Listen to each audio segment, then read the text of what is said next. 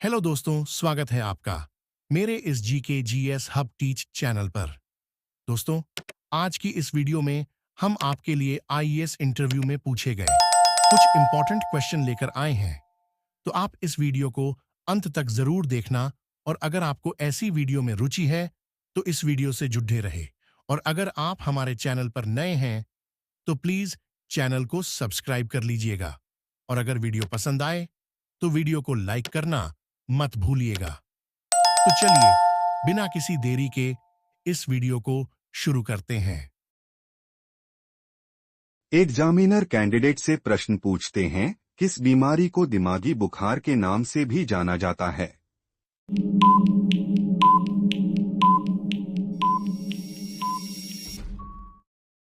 तो कैंडिडेट ने कुछ देर सोचकर उस प्रश्न का जवाब दी। सर, जापानी इंसेफेलाइटिस को। एग्जामिनर कैंडिडेट से अगला प्रश्न पूछते हैं, वो क्या है जो फ्रिज में रखने के बाद भी गर्म रहता है?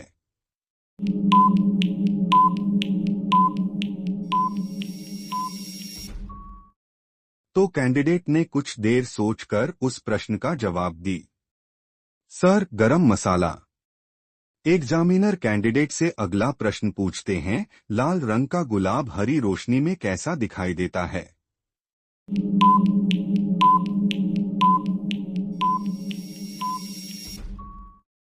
तो कैंडिडेट ने कुछ देर सोचकर उस प्रश्न का जवाब दी। सर, काला।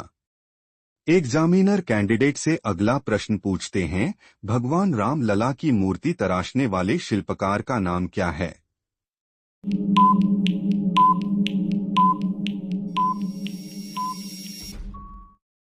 तो कैंडिडेट ने कुछ देर सोचकर उस प्रश्न का जवाब दी।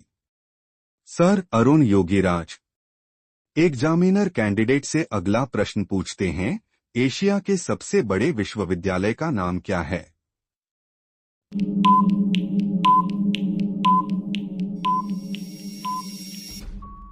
तो कैंडिडेट ने कुछ देर सोचकर उस प्रश्न का जवाब दी। सर, बनारस हिंदू विश्वविद्यालय। इसकी स्थापना साल 1916 में पंडित मदन मोहन मालवीय ने की थी। एशिया की सबसे बड़ी यूनिवर्सिटी कही जाने वाली बनारस हिंदू यूनिवर्सिटी उत्तर प्रदेश के बनारस शहर में मौजूद है। पौराणिक महत्व वाले इस शहर में स्थित काशी विश्वनाथ के नाम पर इस विश्वविद्यालय का नाम काशी हिंदू विश्वविद्यालय रखा गया। एग्जामिनर कैंडिडेट से अगला प्रश्न पूछते हैं, दोहरा शतक बनाने वाली प्रथम भारतीय महिला क्रिकेटर कौन है?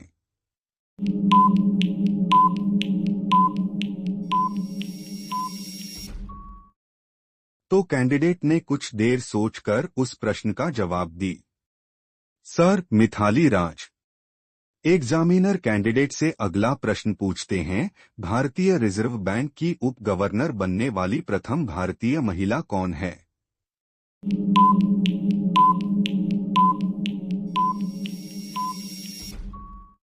तो कैंडिडेट ने कुछ देर सोचकर उस प्रश्न का जवाब दी। सर, के.जे. उदेशी। एग्जामिनर कैंडिडेट से अगला प्रश्न पूछते हैं, चिकित्सा के क्षेत्र में नोबेल पुरस्कार पाने वाले प्रथम भारतीय कौन हैं?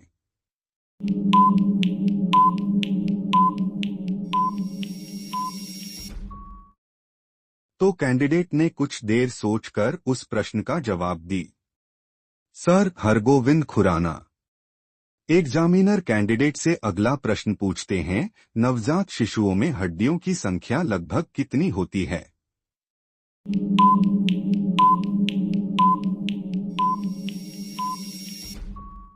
तो कैंडिडेट ने कुछ देर सोचकर उस प्रश्न का जवाब दी। सर, 300। एग्जामिनर कैंडिडेट से अगला प्रश्न पूछते हैं, विश्व का दूसरा लाल किला किस देश में स्थित है?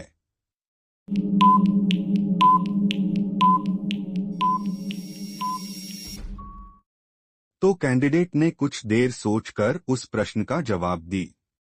सर, पाकिस्तान में। इसका निर्माण मुगल बादशाह शाहजहां ने करवाया था। पाकिस्तान के मुफ्फराबाद में एक लाल किला है, जिसे बनाने में 87 साल लगे थे।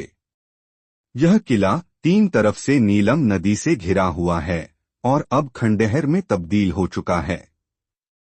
निर्माण का काम 1559 में शुरू हुआ था, लेकिन 1587 में मुगलों ने यहां कब्जा कर लिया था। इस किले का निर्माण साल 1646 में पूरा हुआ था।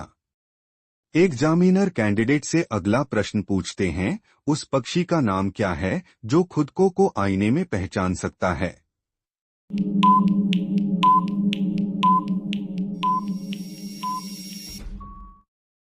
तो कैंडिडेट ने कुछ देर सोचकर उस प्रश्न का जवाब दी। सर, कबूतर। एग्जामिनर कैंडिडेट से अगला प्रश्न पूछते हैं, जेट इंजन का आविष्कार किसने किया था?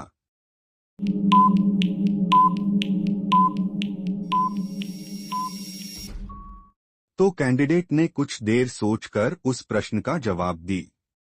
सर फ्रैंक व्हिटल ने। एग्जामिनर कैंडिडेट से अगला प्रश्न पूछते हैं, सामान्य फसलों के उगने के लिए फर्टाइल सॉइल उर्वर मिट्टी का पीएच मान कितना होता है?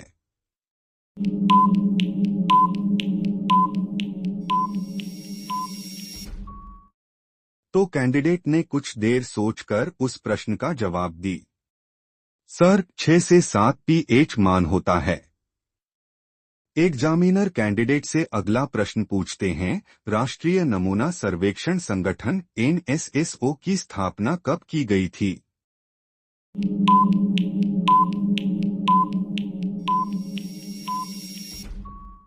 तो कैंडिडेट ने कुछ देर सोचकर उस प्रश्न का जवाब दी।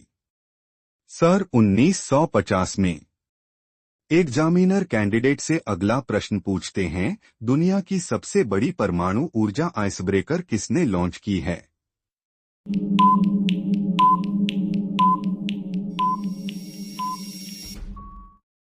तो कैंडिडेट ने कुछ देर सोचकर उस प्रश्न का जवाब दी।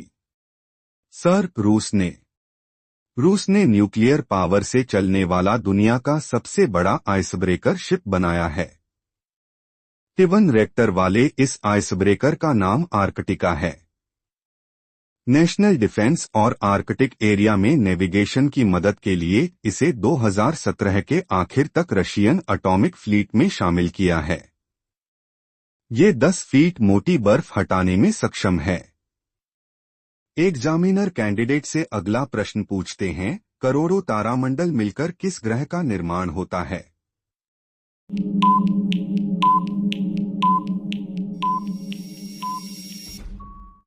तो कैंडिडेट ने कुछ देर सोचकर उस प्रश्न का जवाब दी।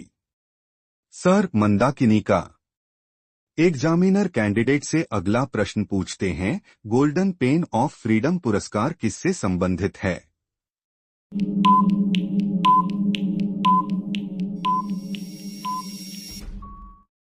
तो कैंडिडेट ने कुछ देर सोचकर उस प्रश्न का जवाब दी। सर, पत्रकारिता के क्षेत्र में 1961 में स्थापित एक वार्षिक अंतर्राष्ट्रीय पत्रकारिता पुरस्कार है, जिसे वर्ल्ड एसोसिएशन ऑफ न्यूज़पेपर्स द्वारा व्यक्तियों या संगठनों को दिया जाता है। एग्जामिनर कैंडिडेट से अगला प्रश्न पूछते हैं, एक ही अणुसूत्र वाले विभिन्न यौगिकों को क्या कहा जाता है?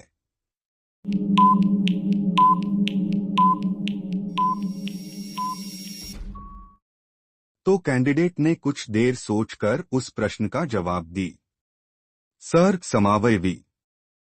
एग्जामिनर कैंडिडेट से अगला प्रश्न पूछते हैं, भारत का ठंडा रेगिस्तान किस जगह को कहा जाता है जो भारत का सबसे शीत मरुस्थल भी है?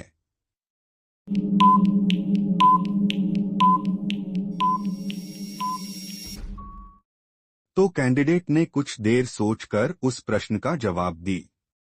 सर, लद्दाख को। एग्जामिनर कैंडिडेट से अगला प्रश्न पूछते हैं, वह कौन सा प्राणी है जो नर होते हुए भी बच्चे पैदा कर सकता है?